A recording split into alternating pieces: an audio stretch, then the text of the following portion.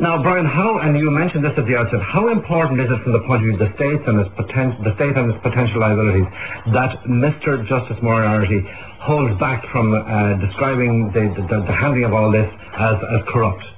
Well, there has always been a deep worry in government and a deep concern that if there was to be a finding that the actual awarding of the licence itself was a corrupt act, that this would potentially open up the prospect of very, very serious litigation on the one hand in the courts, but equally so, it would also be very, very damaging to the country's reputation that a licence of this value would have been awarded in a corrupt way. So while it doesn't say that while there's no finding that it was corrupt, it's a very damning indictment of the entire process. Charlie, what's Denis O'Brien saying today? Well, again, Denis O'Brien's statement, which was issued within the past few minutes, is absolutely scathing in its response. In fact, he goes, in a way, the key line, he says it's now incumbent, I'll go back to the top of it, on the judiciary to investigate the conduct of Mr. Justice Moriarty and the legal team for the manner in which they conducted themselves. In other words, he's saying there should now be another inquiry or investigation, at least into how this whole tribunal was run.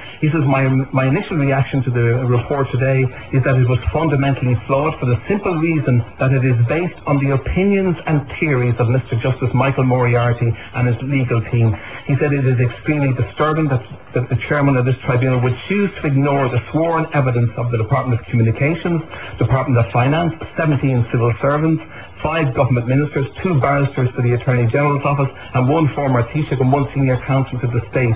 He also goes on to say that at no time, and you quoted it there at the outset, did he make any payments in relation to Michael Lowry in his capacity as a government minister. He says, or as a public representative or as a private citizen.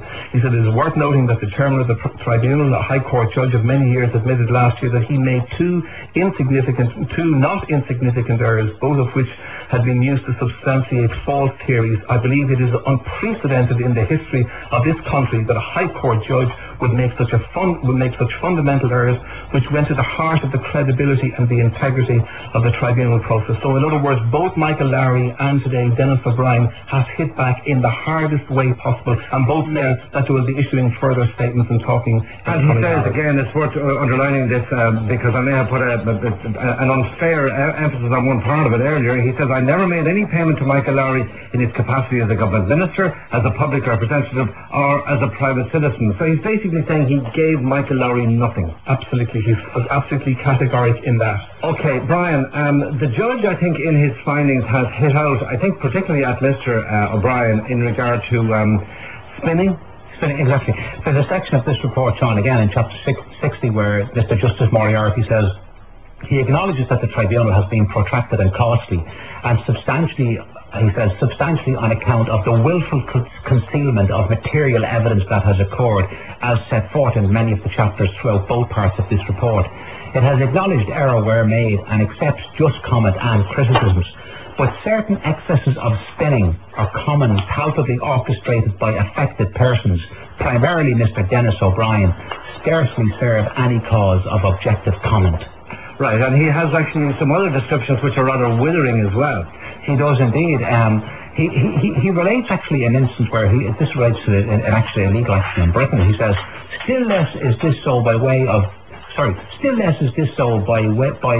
much in the nature of public relations commentary, encompassing elements both rabid and puerile.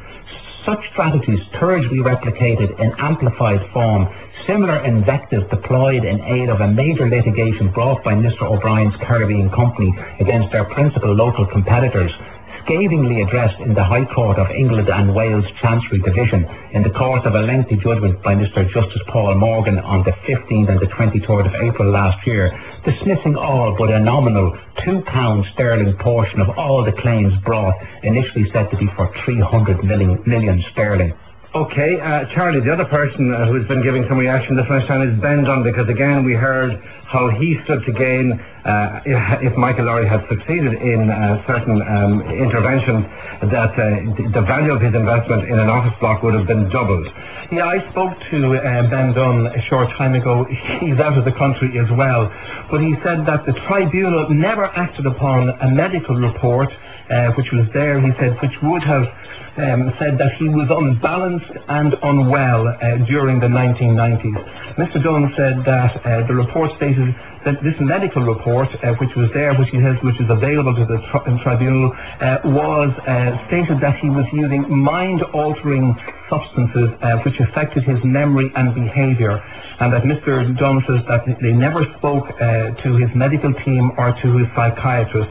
So what Ben Dunn is basically saying is, look, they never took into account his medical situation at the time, which he claims, as he says, he was using mind-altering substances at the time. He was very upfront with me this morning. He said that he knew this report was coming, but he said he'll be back at the weekend, and when he gets back here, he says that he will not be afraid to sit before any television camera or any microphone, and he's prepared to pipe up and explain exactly his situation in it. Okay, Brian. Just in relation to that, Sean, very quickly, from my recollection of reading as quickly as I can through the report, it does mention and acknowledge the existence of those medical reports, but I think the phrase used by the tribunal is that at all stages during these particular transactions concerning this rent agreement, Mr. Dunn, I think it says, was an astute businessman.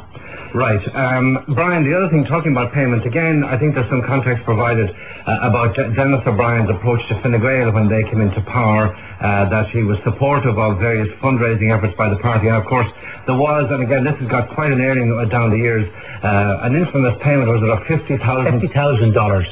This was to be in terms of a fundraising for Fine Gael. And what the tribunal says about this, Sean, is that it's very critical of all the parties concerned, including Fine Gael, for not having come out with their hands up at the very beginning and disclosed this to the tribunal in the beginning of its work.